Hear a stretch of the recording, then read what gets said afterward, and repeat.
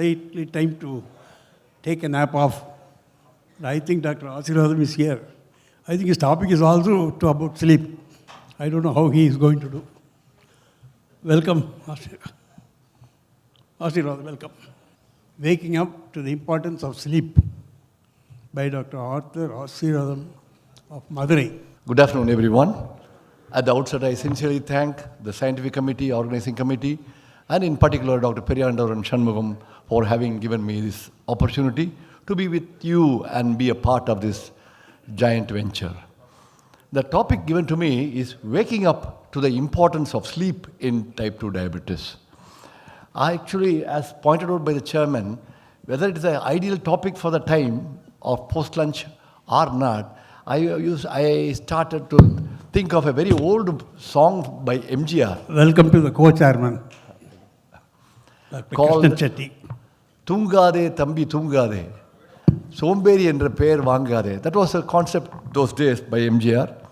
But today, in diabetes, Thungu Thambi Thungu, that is ideal for diabetes. So that's what I'm going to tell you today. I will take you through a little bit of introduction and how do we really link sleep and diabetes, which we never knew earlier, and how these nutrients have a role in abating or producing sleep, and how sleep itself is a very important phenomena to have a good glycemic control, and how the relationship between diabetes and what diabetes has to do for sleep is another thing, and whether it is a quality of sleep or the quantity of sleep, which is important or which is going to be the important phenomena, and how much is too much, and what do the recommendations of various associations say, and I'll end up with the sleep hygiene, what and how you should sleep, and the future thoughts.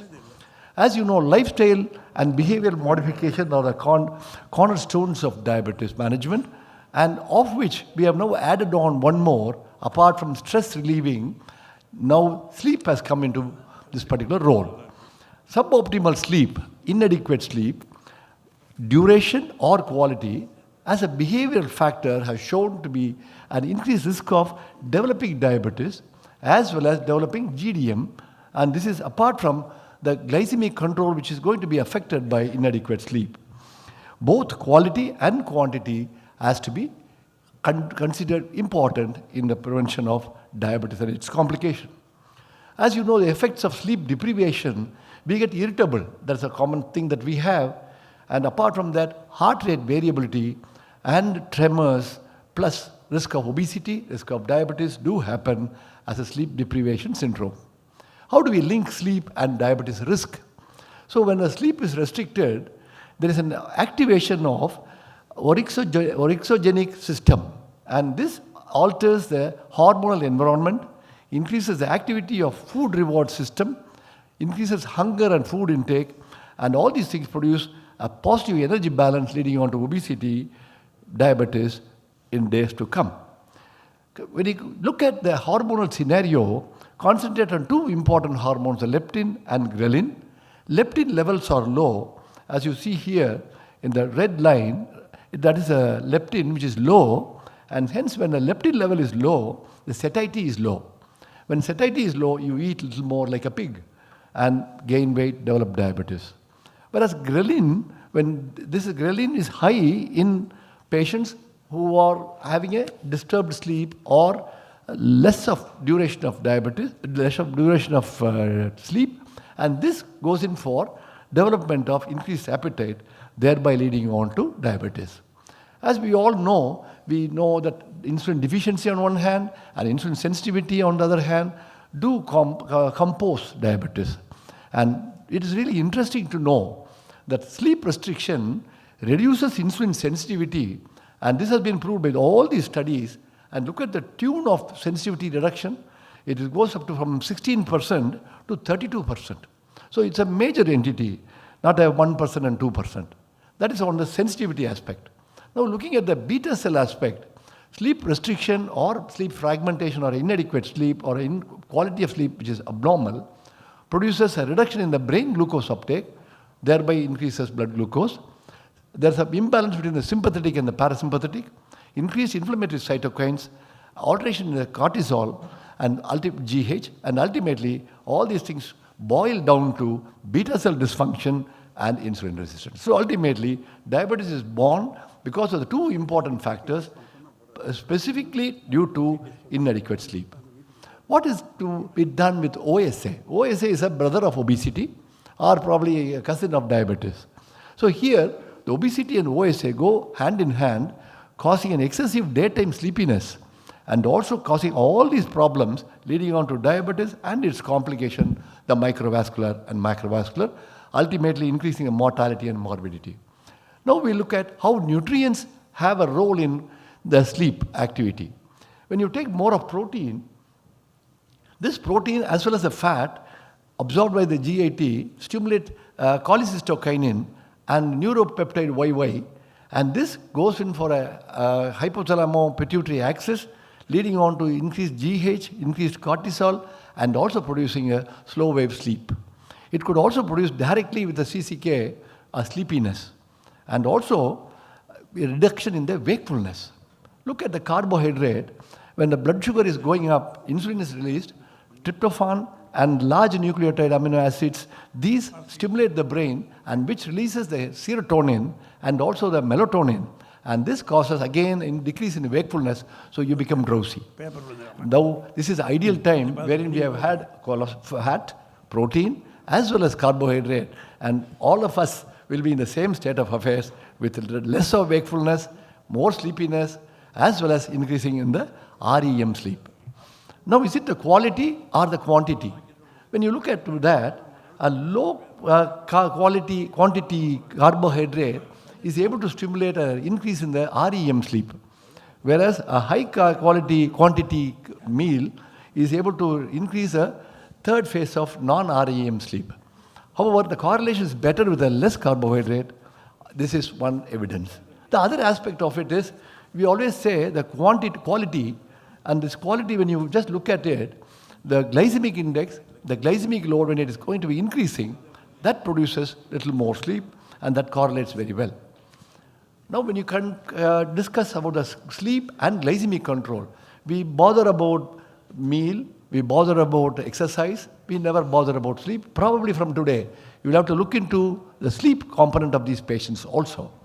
And here it is proved that short sleep duration, that is less than what is normally expected, and compared to the normal sleep, what happens? The glycemic control, A1C, fasting, is good with normal sleep. Whereas when you shorten your sleep, it goes up.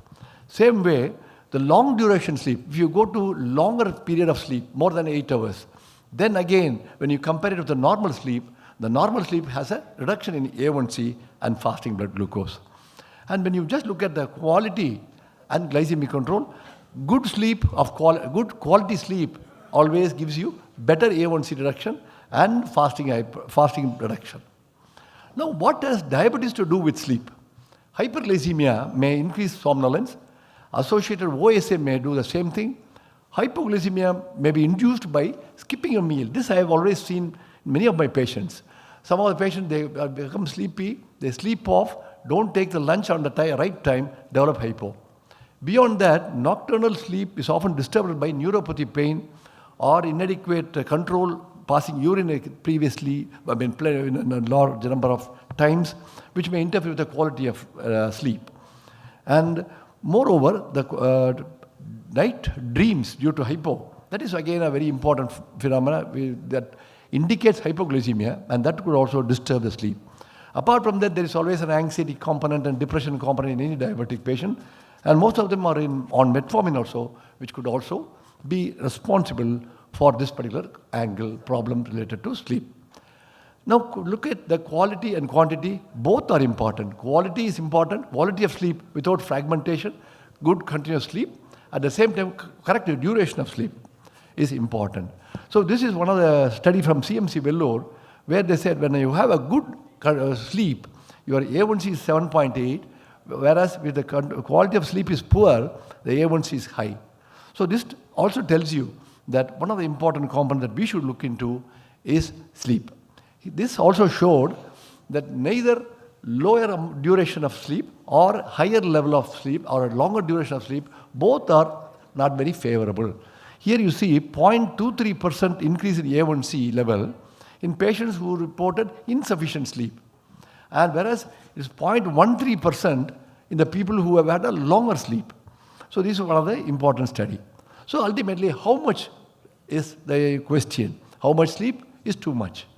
So it is very interesting to know that if a person is compared with 7 hours of sleep, when it is increased by 1 hour, it is increased by 14%.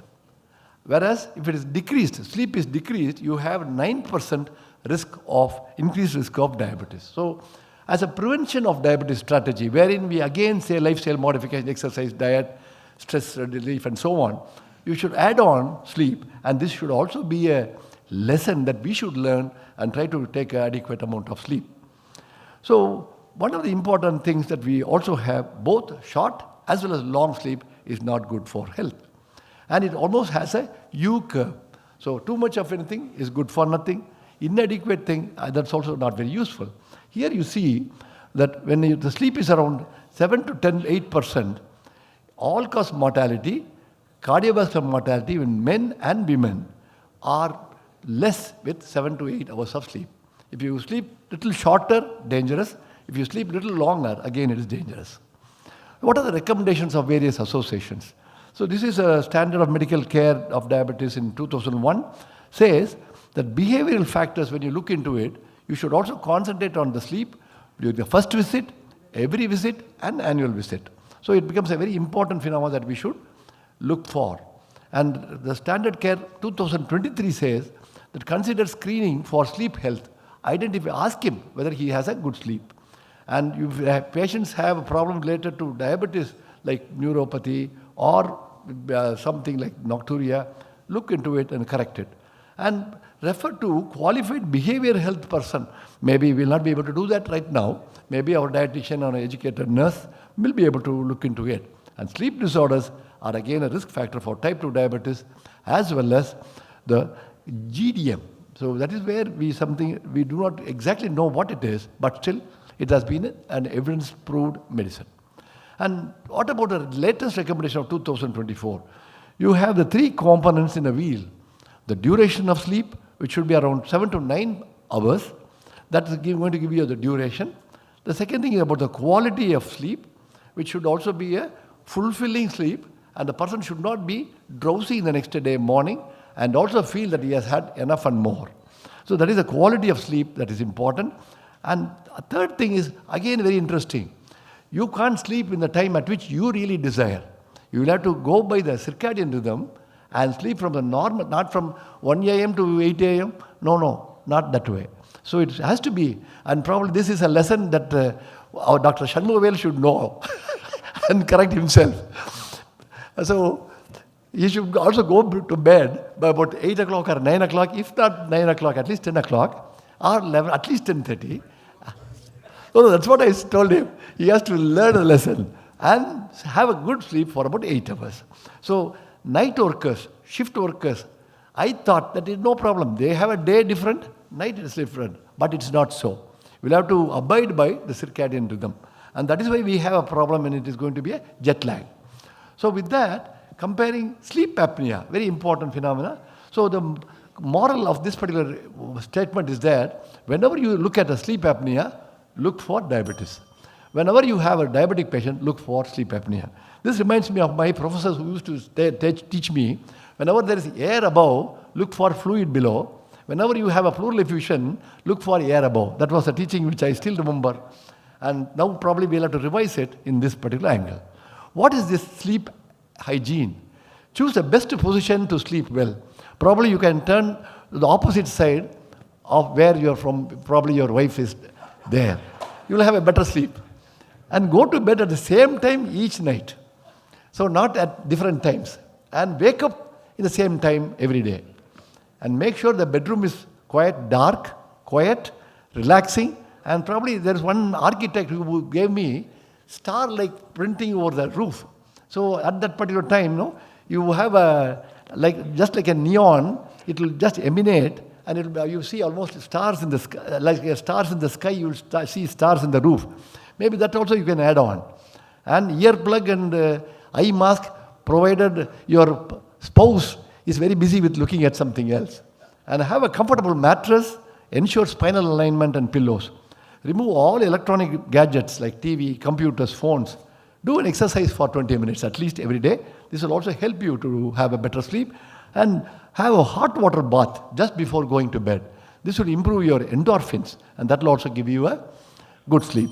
And coming to caffeine, avoid it before evening so that you will have a good sleep. Avoid worries. How can you avoid worries? Anyhow, have this in mind. So what are the future thoughts? How are you going to screen for the quality and quantity of sleep? And how are you going to prescribe a sleep? You sleep for this particular period. And all these things, teach them about sleep hygiene. And also regular sleep quality and quantity assessment and education becomes a very important component, just like how you advise your diet. And probably you can even have sleep services. So to summarize, dear friends, educate sleep hygiene. So probably we'll have to sleep comfortably and enjoyably. Sleep health is an important modifiable risk factor in diabetes. Sleep deprivation contributes to metabolic disturbances, increased CVD mortality, as well as all-cause mortality, produces diabetes, produces GDM. So all the more prevention strategy should start from a good sleep. Optimized sleep schedule, sleep environment plays a significant role in achieving better glycemic control. So if the patient is not under control, my professor Dr. Sundaram always used to say, look for any vulvovaginitis. I still remember. So maybe you should add on one more thing, whether the patient has a comfortable sleep. And coexistence of OSA should be understood, and quality of the sleep seems to enhance the overall quality of life, which we are now interested more than the number reduction of blood glucose. And good glycemic control with less hypoglycemia medication, proper education with respect to sleep would achieve adequate quality and quantity of sleep and the quality of life.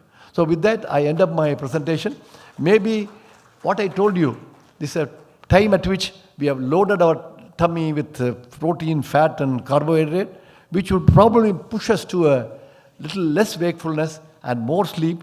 However, it has been so nice to see every head looking at me and no head is just dropping down. Thank you very much.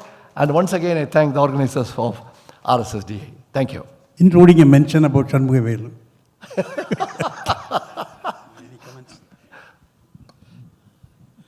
Very useful talk after the lunch.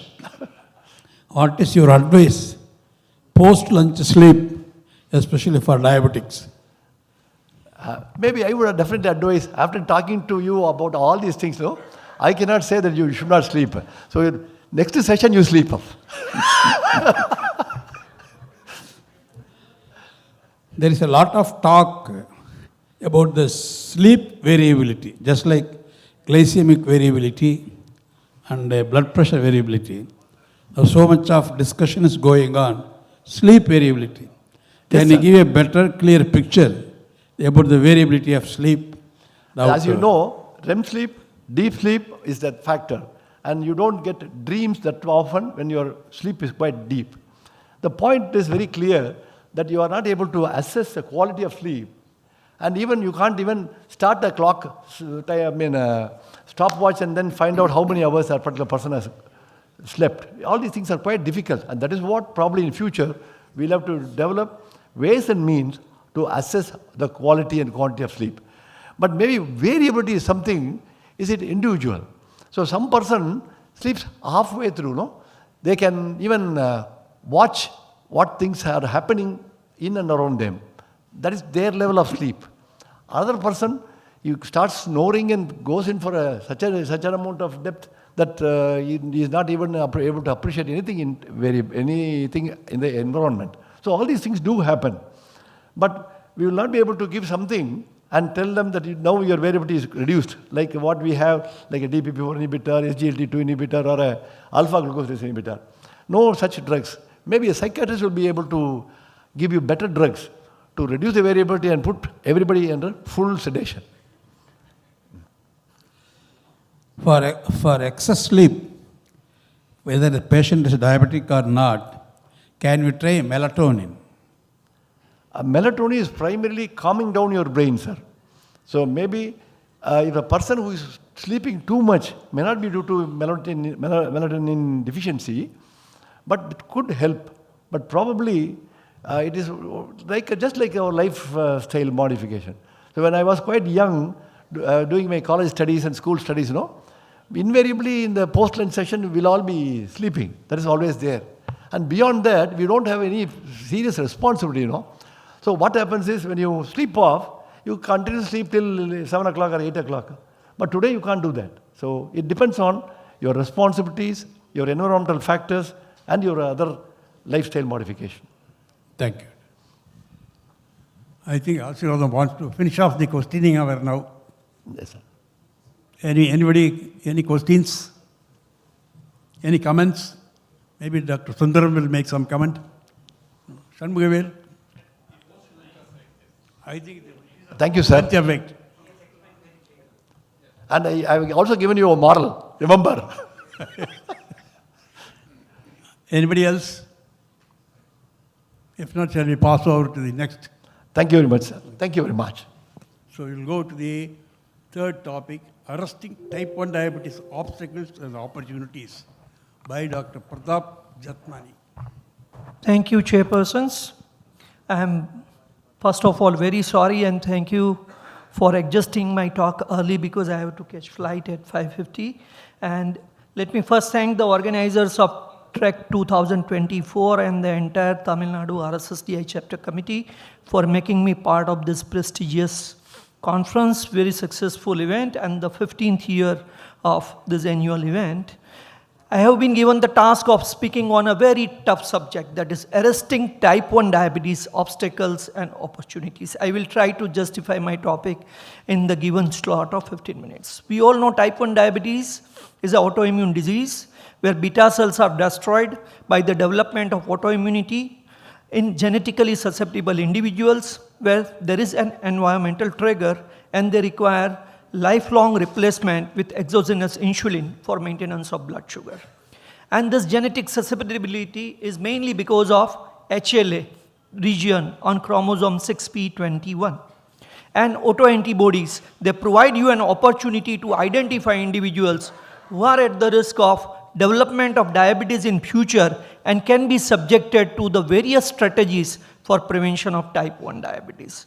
So this is the way how type 1 diabetes develops. There is genetic susceptibility, environmental triggers sets in the development of autoimmunity, variable insulinitis, insulin antibodies appear like insulin autoantibody, GAD antibody, ZN8 antibody, and various other antibodies. And then there will be a progressive beta cell function decline. Initially, there will be loss of first phase insulin secretion on IV glucose tolerance.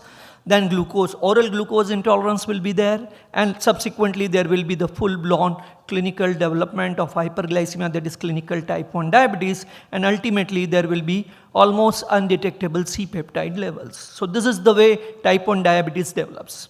However, recently there is a concept that not only the immune dysfunction, but there is some problem in the beta cells itself. That's why the beta cells gets exposed to immune system and the autoimmunity develops. So along with immune dysfunction, there is some inherent beta cell dysfunction also which contributes to the development of autoimmunity and which also plays an important role in the pathogenesis of type 1 diabetes. There is lot of heterogeneity as far as type 1 diabetes is concerned. Some people, they lose their C-peptide or beta cell function very fast over a period of 2 years. They are considered as fast progressors, and these are the people who develop diabetes at a younger age. They are having HLA-DR4 type halotype, and the first antibody to appear in these individuals is insulin autoantibody, as compared to the slow progressors where the beta cell function or the C-peptide remains detectable for a period of 4 to 5 years.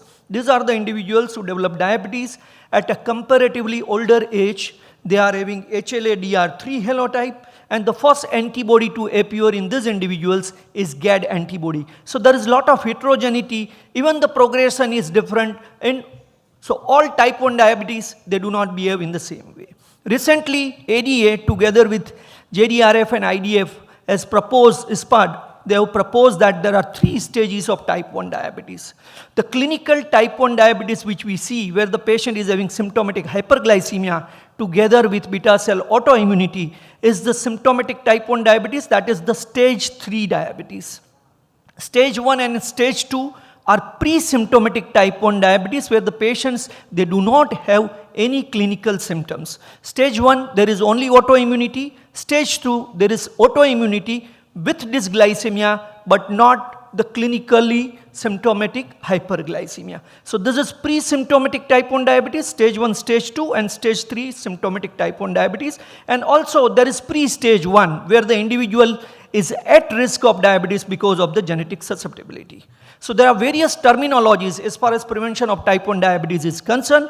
Primary prevention, it should be carried out in people who are at pre-stage 1, who are having risk, genetic predisposition to develop type 1 diabetes. So here we can try to prevent the development of autoimmunity. So that is primary prevention as far as type 1 diabetes is concerned.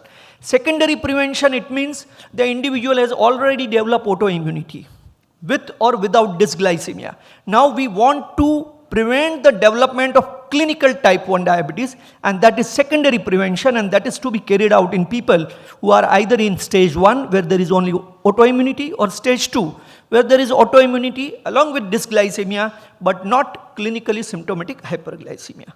Tertiary prevention is one which is being carried out in new onset type 1 diabetes. Here we try to preserve beta cell function so that they require less insulin and glycemic variability is less, and they can live longer without the risk of complications. Here the patients, they are having clinically symptomatic diabetes or hyperglycemia, autoimmunity, and symptoms of diabetes. So that is stage 3 diabetes, where you will try for a tertiary prevention.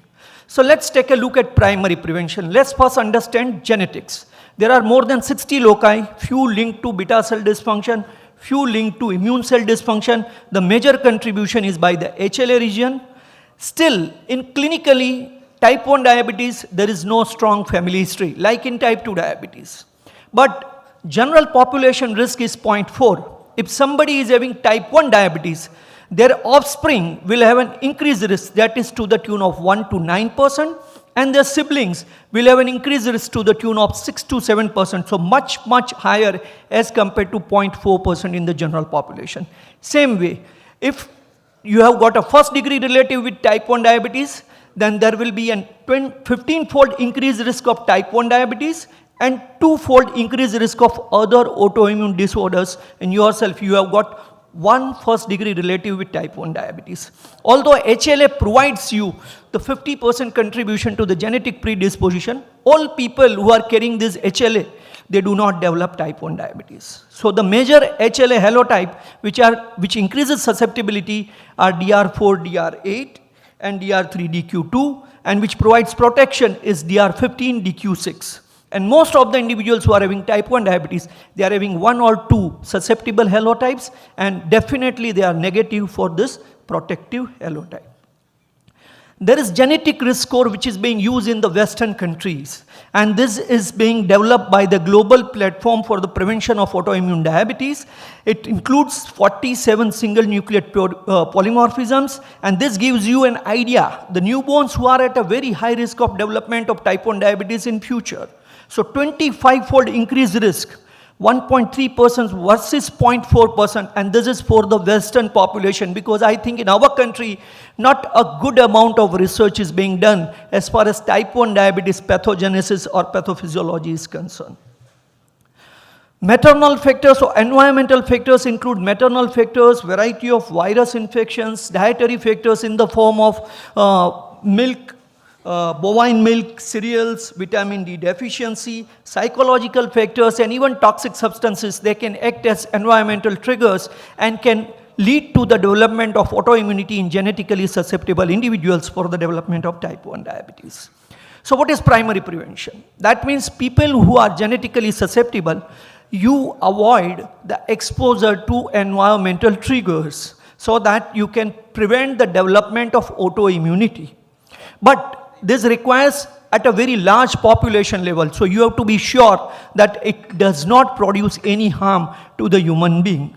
There is a definite evidence which suggests that early breastfeeding and early exposure to cow's milk is associated with increased risk of type 1 diabetes.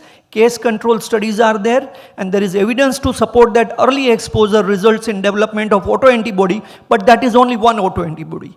There are no intervention studies which can suggest that you prevent exposure to cow's milk, early exposure to cow's milk, or early exposure to gluten, which can result in primary prevention of type 1 diabetes.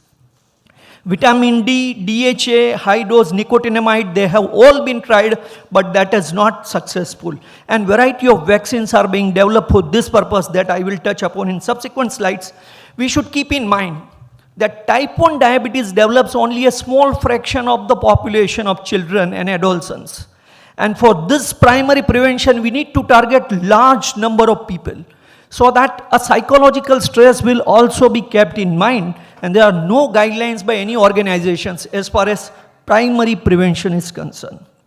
So let's come to the secondary prevention. Before that, we need to identify which are the individuals who are at risk of developing type 1 diabetes. So we need to look at the biomarkers, and the main biomarkers are autoantibodies, islet autoantibodies, which appear just before diagnosis, they wax and wane, and after diagnosis, they gradually disappear from the circulation. And second is C-peptide, which gives you an idea about the beta cell function, which keeps on declining throughout the life of a type 1 diabetic individual.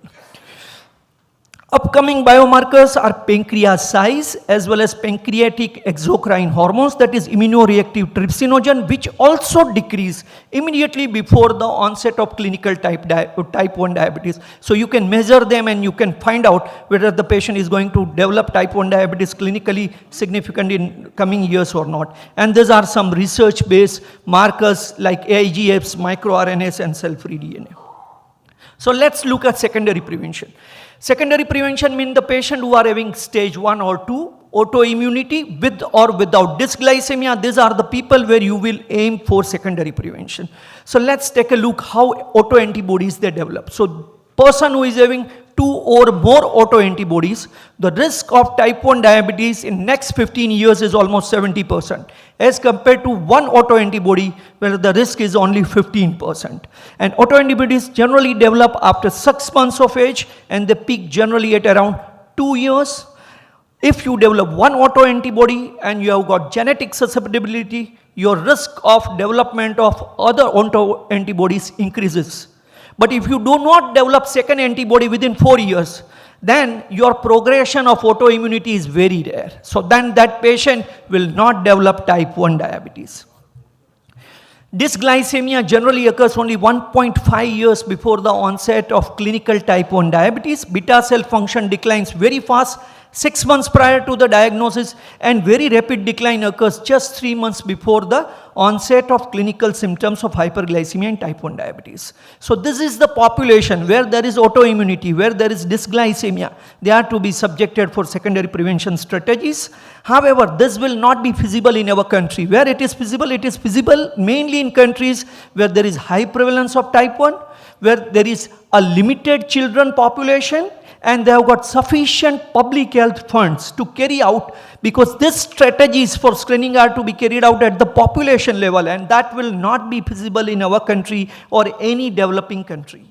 So these are the strategies for secondary prevention: immunomodulation, anti-inflammatory, or modifying the action of either T or B cell. If you see this figure, this is very complex. This is complex immunopathology of type 1 diabetes. Multiple targets are there, and multiple molecules, they are being tried for preventive strategies as far as secondary prevention is concerned. But the main focus is on anti-CD3, anti-CD40, anti-CD20, and on T cell receptor and CTLA4 Ig. These are the molecules which are of interest as far as secondary prevention is concerned. So these are the therapies which are being tried, either target T cells or B cells, or target inflammation, or you can use antigen specific therapy, or you can use cell intrinsic metabolism. So there are variety of studies which are tried, but nothing of much importance. The most important thing is for secondary prevention is anti-CD3 monoclonal antibody, that is teplizumab, which has been shown to delay the onset of type 1 diabetes in 76 patients with stage 2 type 1 diabetes by 2 years. The prevalence, the development of type 1 diabetes per year was 15% in the drug group as compared to 36% in the placebo group. And that's why it was US FDA approved for secondary prevention of diabetes in stage 2 type 1 diabetic individuals who are 8 years or older. There are various other drugs which are being tried with limiting success. Let's take a look at tertiary prevention. So there are immunotherapies we can again use for tertiary prevention. They can preserve beta cell function, but they fail to provide long-term remission. These immunosuppressive therapies, they have got also issue of side effects related to general immunosuppressive thing. The most important two things is low dose anti-thymocyte globulin and again teplizumab. This low dose anti-thymocyte globulin has been tested in randomized control trials, that is START trial, and again a very large trial is going on, and it is effective in preserving beta cell function C-peptide in newly diagnosed type 1 diabetes. Same is there with teplizumab, which is approved for secondary prevention. It is also effective in newly diagnosed type 1 diabetes. The randomized control trial based meta-analysis says that it has a significant impact on reducing insulin dependence, enhancing endogenous insulin production, but the long-term remission not available, and the effect on HbA1c is still not durable. So still it is primitive to say whether we can use it in a tertiary prevention, but it is promising molecule, and this is the way it acts. It restores balance between anti-inflammatory and pro-inflammatory stimuli. These are various other drugs. There is diltiazem, there is other TNF-alpha inhibitors, and there is combination therapies also, like interleukin-21 monoclonal antibody and liraglutide. They are tried together and they provide benefit in a subset of patients who are having new onset type 1 diabetes. Also there are vaccines which are tried, variety of vaccines, antigen based, non-antigen based, adjuvant based, even protein based vaccines. They have been tried and they can modify the immune reaction and they can prevent the development of diabetes, or they can reverse diabetes in newly onset. But this is only in the animal studies. Like this is salmonella based vaccine which is effective in anodic mice, can reverse diabetes, but only low glycemia and progressive glycemia it will be effective. And these are various other vaccines where beta cell autoantigens together with bacterial like particles, they were given orally and they induce immune tolerance and they prevent the development of autoimmunity and type 1 diabetes. In addition to vaccines, there is gene therapy, there is islet cell transplantation with the help of cell encapsulation, and the promising now is the stem cell therapy. So stem cells, they are being used to generate beta cells which can be transplanted, and even stem cells themselves can be introduced to the patient and can convert into beta cells. So that is really a promising, lot of enthusiasm and hope is there as far as stem cell therapy in type 1 diabetes is concerned. Let's take a look at Indian perspective. We are having largest number of children living with type 1 diabetes in our country, although the incidence is less, but our population is very large. At the same time, the life cycle or the longevity of type 1 diabetes in India is vast. It is poor as compared to the global population who are having type 1 diabetes longevity. And screening and prevention are beyond the scope, because we are having very large population to cater, and the drug which is being approved for secondary prevention is very costly, will be out of the reach of many in our country, even if there is an indication to use that drug. Therefore, we should focus on the quality and longevity of people with type 1 diabetes. We should direct our resources to enhance access to the important care which is essential for type 1 diabetes, that is like insulin, glucometer strips, give them technology-based education, give them technology-based assistance for monitoring, for carbohydrate counting, for insulin dose adjustment, and this will improve type 1 diabetic care in our country, and we can improve their lives and can give them a longer life free of complications. So to conclude, I said there are primary, secondary, tertiary prevention strategies. The world is changing. Teplizumab has given us a hope that more and more immunotherapies will be there for prevention of diabetes, but we need to identify the best therapies for the best candidates at the best time in their course of disease. But for our country, I think rather than prevention, we should focus more on delivery of care to our type 1 diabetic individual so that they can get good glucose control and they can live longer free of complications. With that, I end my talk. Thank you very much for your kind attention. Thank you for the exhaustive view on your the immunology and the genetic things and all. But practically, do you think anything possible? I think in our country it is, I told that we should focus more on better treatment of type 1 diabetics rather than on prevention. Because in our country, this is just for the research purpose and to keep in mind that the world is changing and the things are moving in right direction as far as prevention of type 1 diabetes is concerned. Sir, good information you have given, especially about the immunomodulation drugs for type 1. We know hydroxychloroquine is a common drug as immunomodulator, especially for rheumatoid, ASL, etc. Why can't you try for this also? Because this other immunomodulators, if you give for a long time, they are more prone for chronic infections, especially Indian setup. They are more prone for tuberculosis and so on. We are seeing so many cases of rheumatoid coming with tuberculosis when they go for immunomodulator drugs. And type 1 is also more prone for infection. So what is your experience? No, sir, there are no literature available as far as hydroxychloroquine for type 1 diabetes or prevention of type 1 diabetes is concerned, although it is being recommended by USF, our own drug controller of India, for management of type 2 diabetes based on the study evidence which is there to provide glycemic control. But it will not be having that immunomodulation which is being required for this type 1 diabetes immunopathology. Yes, sir. Morning, sir. Actually, one Cinefield man, almost his age about 62 years now, known to almost everybody, with type 1, living more than 30-35 years. How about, what could we have? Whether he has taken stem cell therapy, he actually looks as normal as anybody else. So, he is type 1, Kamal Hassan, Tamil Nadu. He is type 1 almost more than 25-30 years. How he is able to live with all his work? Kamal Hassan, type 1. Whether stem cell therapy works very well for him or something else. I have no idea about him, but I can say that type 1 diabetes is a heterogeneous disorder. Previously, we used to say that everybody will lose C-peptide within 2 years or 3 years or 5 years. It is not like that.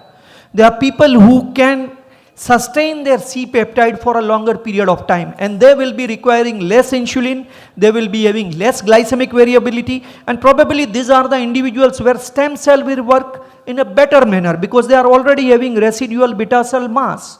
And if you can give them something more, they will be able to sustain it for a longer period of time, and they may even require lesser insulin, or without insulin even they may survive. This is just a thought.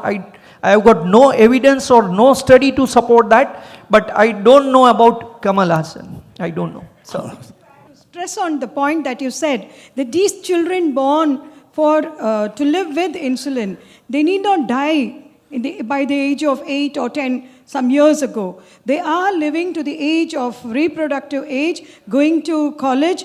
All this is possible, as you said, by the treatment, not by prevention. Not by prevention. And this is happening. No study I do have to refer to. But then there was a talk given by the doctor who lived for some nearly 15-20 years abroad. He's from UK with MRCP and all that. He's a pediatrician turned diabetologist from Coimbatore, our own Tamilian. I have seen him in 2 diabetology and endocrinology congresses presenting his work. In a small town, I don't know, a village or a suburb of Coimbatore, he said. It's called Udavi, and he drapes in a dhoti after living with Krishnan Swaminathan. As she said, Adeline, he presented for the last 3 years. I have been consecutively hearing, sir. He has a big collection of children, a village of children, or now becoming a town, all type 1, living beautifully. They know to do self-monitoring of glucose better than diabetologists. And for this, they are very poor. And he has assisted them not only with insulin. They used to put in mud pots, but then that was giving problem. It's losing its potency. So he started giving them a small fridge, which costs about 3,000 to 4,000 only. He asked his philanthropic patients. So what is required is humanity and the will to treat these people, that's all. So I as think- you said, so if a single man can do that, why not the government take it up? Definitely. I think education Rather and than going for some, of course, Not required. academics and research Yes, is yes. required. Yes, but yes. these are feasible things which the government has to do. I totally agree A with single you. man is providing, he's giving care to some patients, some rich patients. 3,000, 4,000 is after all a cost of a ultrasound money, sir. He gets it from them. Gets it means he asks them, get a fridge for this child. And some other people get vials of insulin for that child. So it is only the willpower or management in this. So I think for type So 1, you are I rightly think- good I agree with you, and there are many organizations who are supporting type 1, but still, the focus should be on education and empowerment. Only these two things can help type 1 live longer life free of complications. Unless and until they understand their own condition, they participate in management decisions, they are not going to have good glycemic control. With that, I end. I have to catch my flight, so I will leave. Sir, Okay. Yes. what is the role of stem cell therapy? I think probably down the line after 3 or 4 years, we will be having much more data related to stem cell therapy in type 1 diabetes. Is it worth trying? But still not recommended by any organizations or no strong evidence to support their use. Okay. Thank you, sir. Thank you for interaction. Thank you. Shall we pass it on to the next speaker? Dr. Panniselvam, please. To talk on non-insulin therapy for type 1 diabetes. I think it looks like a continuum. Yeah, in continuation of type 1 diabetes prevention, I thank my teacher, Dr. Sundaram is here, and all my colleagues, and the organizing team also for giving me this topic, non-insulin therapy for type 1 diabetes.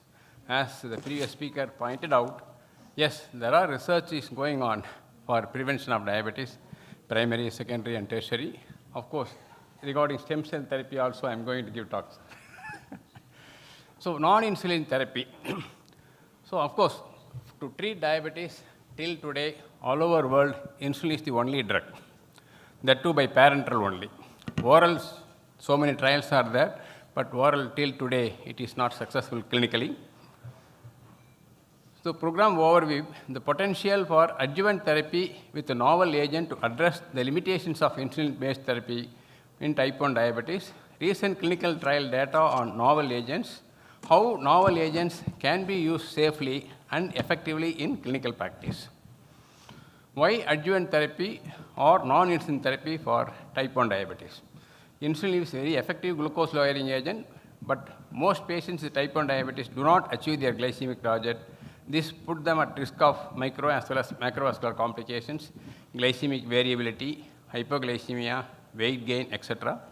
And we have rich experience with the drugs which are used for type 2 diabetics, which are giving, in addition to glycemic control, cardioprotective, renal protective, all those informations are available for the past 15 or 20 years, whether this can be translated to the type 1 diabetics along with insulin therapy.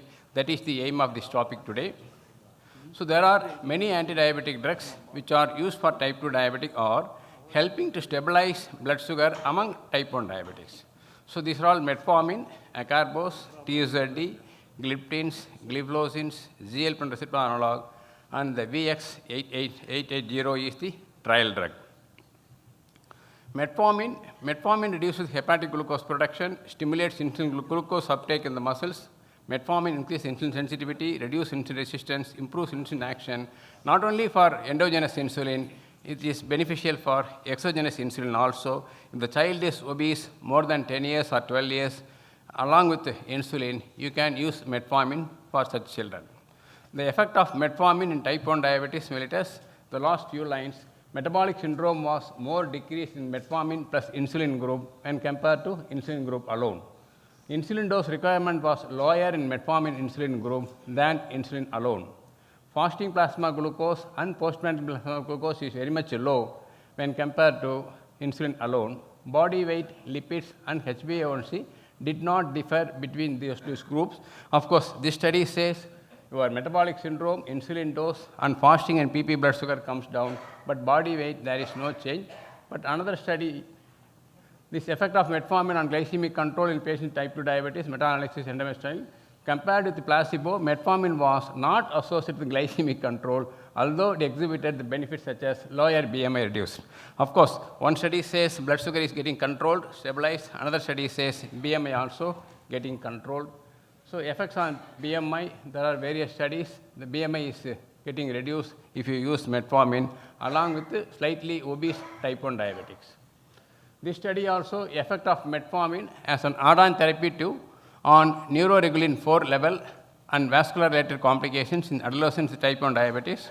Conclusion of this study is oral metformin supplementation once daily for 24 weeks as an adjuvant therapy to intensive insulin therapy for type 1 diabetics, safe and effective in improving glycemic control, dyslipidemia, and NRG4 levels. Hence, it decreases the inflammation, microvascular complications, and subclinical atherosclerosis. So, no harm in giving metformin for type 1 diabetics along with insulin to prevent micro as well as macrovascular complications.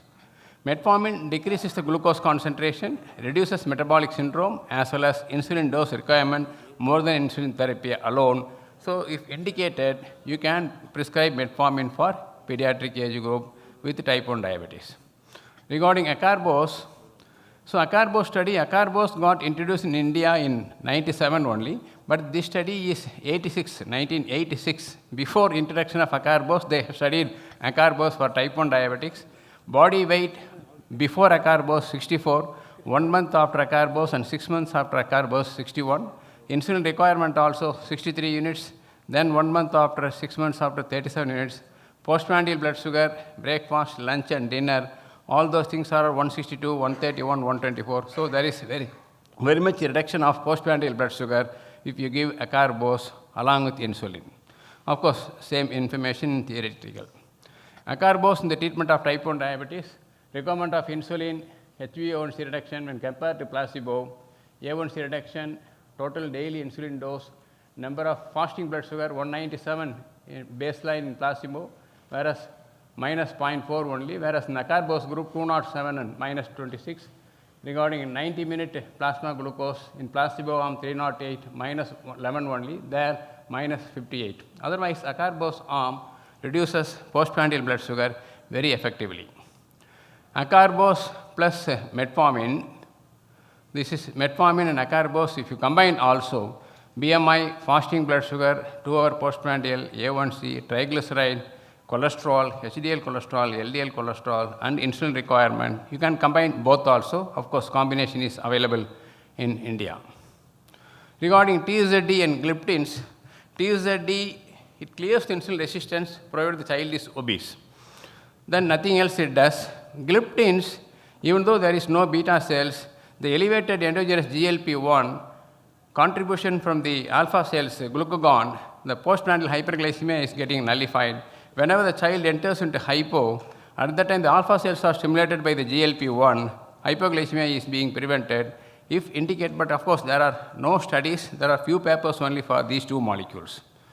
Gliflozins, type 2 diabetic therapy for type 1 diabetes, SGLT inhibitor, mechanism of action all of us know, beneficial effect of SGLT inhibitor also all of us are aware. SGLT inhibitor, type 1 diabetes, what are all the data? Empagliflozin they have studied by ACE trial and EAST trial, that is canagliflozin, depict dapagliflozin, in tandem sotagliflozin, they have studied for type 1 diabetes. SGLT inhibitor 1 and SGLT inhibitor 2, inhibition of SGLT1 reduces glucose absorption in the proximal intestine. See, glucose absorption in the proximal intestine, not proximal tubule. SGLT1 receptors are there in the proximal intestine, which reduces PP excursion, promotes release of GLP-1. This undigested carbohydrate stimulates the L cells, increases the GLP-1 also. So not only it prevents the absorption of glucose from the intestine, This undigested carbohydrate stimulates the L cells, increase the GLP-1, by which the blood sugar is getting controlled, can lead to weight loss by increasing satiety. SGLT1 and 2 inhibitors have an insulin-independent mechanism of action. Sotagliflozin, novel SGLT1 as well as 2 inhibitors. So SGLT2 inhibitor and SGLT1 and 2 inhibitors, of course, reduction in A1C of around 0.3 to 0.4, usually after 24 weeks. Reduction in the fasting blood sugar, PP blood sugar, 3.2 with 400 milligram of sotagliflozin, and less glycemic variability. This is very important. Clinical trials with SGLT inhibitor for type 1 diabetes. Other benefits with SGLT inhibitor in type 1 diabetes: reduction in daily insulin dosage, significant reduction in the body weight, no increase in risk of hypoglycemia, improvement in the systolic blood pressure also. But there is an increased risk of diabetic ketoacidosis. That is the only thing. In each trial, in tandem trial 1 and 2 trials, SGLT inhibitor was added to gold standard care of diabetes, type 1 diabetes. Highlights additional benefits of the SGLT inhibitors. So this is DKA empagliflozin study. When compared to placebo, empagliflozin 10 milligram and empagliflozin 20 milligram, events of DKA in placebo arm only 6, whereas in empagliflozin arm 21 and 18. Incidence rate per 100 per patient is 5.94 and 5.0. Events by severity, severe, moderate and mild, whereas in the empagliflozin arm it is much more when compared to placebo arm. So we have to be very careful for using empagliflozin or any gliflozin for the type 1 diabetics. Sotagliflozin also, when compared to placebo, 200 milligram and 400 milligram, all the HbA1c comes down, weight comes down, systolic BP, but rate of DKA is 2.9, whereas for 400 milligram, DKA is 3.8. Similarly, for dapagliflozin also, all other parameters, A1C when compared to placebo, 5 milligram and 10 milligram, it reduces, and the DEPICT-1 trial as well as DEPICT-2 trial, whereas rate of DKA when compared to placebo, 1.9, 5 milligram 4, whereas 10 milligram 3.4. There in DEPICT-2 trial, placebo 0.4, 4.1 and 3.7, but all other parameters are favorable. So in type 1 approval, Foxiga approved in Europe for type 1 diabetes. This happened in 2019. But after so many of DKA, in 2021, dapagliflozin with insulin for treatment of type 1 diabetes, in November 21, they have withdrew the guideline that Foxiga is being withdrawn for the type 1 diabetics. So we have to educate the emergency room staffs because they are all coming under the euglycemic ketosis. So while they are having euglycemic ketosis, we have to give 5% GNS rather than normal glucose, normal saline. So better to identify the euglycemic ketosis and correct the hypoglycemia or euglycemia, because whatever hyperglycemia is there being drained out by the SGLT inhibitors, so they go for ketosis or neoglucogenesis, more of ketone formation is there. CV benefits of SGLT inhibitor, CV and renal benefits of SGLT inhibitor have been demonstrated in people with type 2 diabetes. A renal and CV outcome study of SGLT inhibitor in type 1 diabetes is needed. So that they are trying to prove whether this benefit is going to be there in type 1 diabetics or not. For that purpose only they have taken so many trials with SGLT inhibitors. Of course, managing CV risk is very important. So conclusion for this SGLT inhibitor provide meaningful clinical benefit for patient type 1 diabetes. Clinical trial data have demonstrated their effectiveness as adjuvant therapy.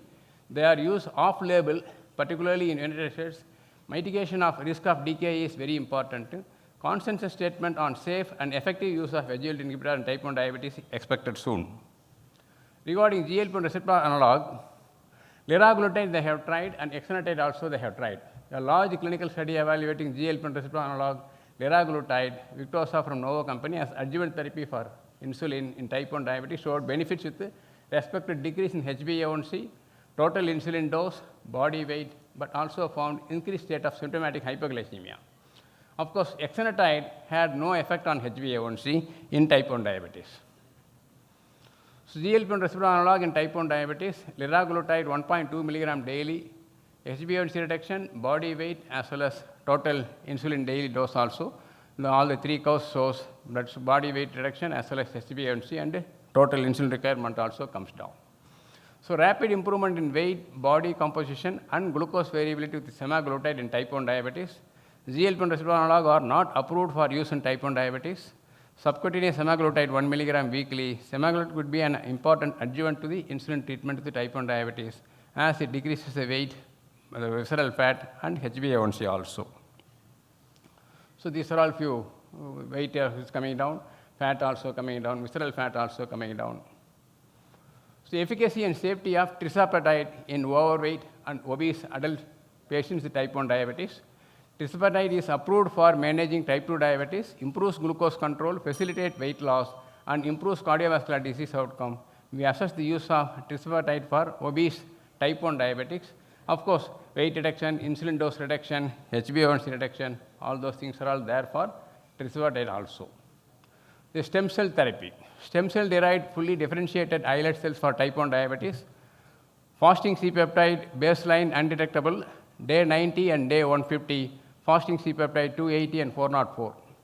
Peak stimulated C-peptide after your mixed meal stimulation tolerance test 560, and HbA1c also baseline 8.6, 7.2, 6.7. Glycemic variability also from 41, 31.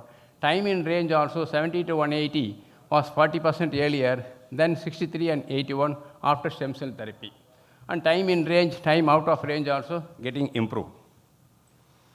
Vertex releases new data on potential cure for type 1 diabetes. See, potential cure for type 1 diabetes. Vertex 880 is an investigational stem cell therapy by Vertex that shows promise as a functional cure for type 1 diabetes. New data shows that study participants experienced significantly improved A1C, glucose control, and reduced need for insulin. The Vertex 880 was put into hold 2024 for 2 months. Though the study is still in early phase, all 12 participants who received full dose of Vertex 880 saw a reduction in A1C less than 7 and no longer experienced severe hypoglycemic events. 11 of 12 participants had either reduced need for complete elimination of exogenous insulin. In addition, all participants experienced significant improvement in the A1C, time in range, as well as reduced need for insulin injection. So this was baseline continuous glucose monitoring, glycemic variability. After day 121 to 150, glycemic variability is getting nullified. Day 241 to 270, so all within range, 70 to 180 range, the glycemic variability after Vertex 880. Vertex presented new data on EASD 2024, Madrid, on its closely watched clinical trial, potentially revolutionary treatment for type 1 diabetes. Though the study is still in early phase, the results have been promising. All 12 participants who had received full dose of Vertex saw reduction in A1C of less than 7 and no longer experienced the severe hypoglycemia. All 12 participants had either reduced need for complete elimination of exogenous insulin.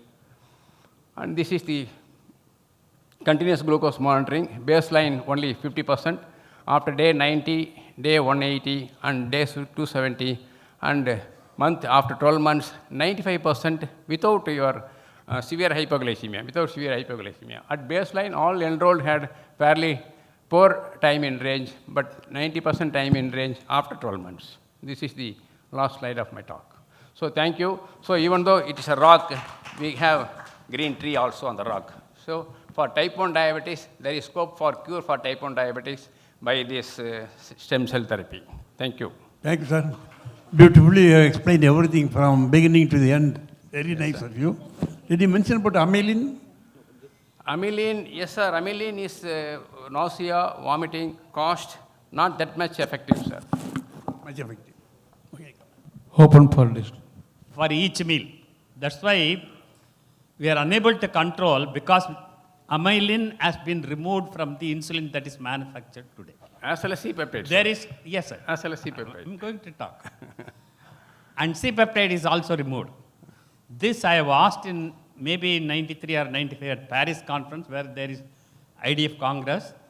3 halls they had C-peptide, insulin and amylin.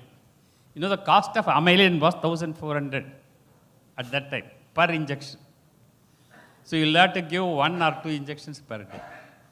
So just asking about amylin, this is all pharma medicine. I'm not blaming them. The purification process is very, very difficult for amylin. and C-peptide. The C-peptide also has got some function. But of course, the stem cell therapy, if it comes, definitely there is a scope for cure for type 1 diabetes. Because all these 12 patients, time in range after 12 months is 95% without hyperglycemia. Call upon Dr. Periandavar to hand over the memento to the chairpersons, please.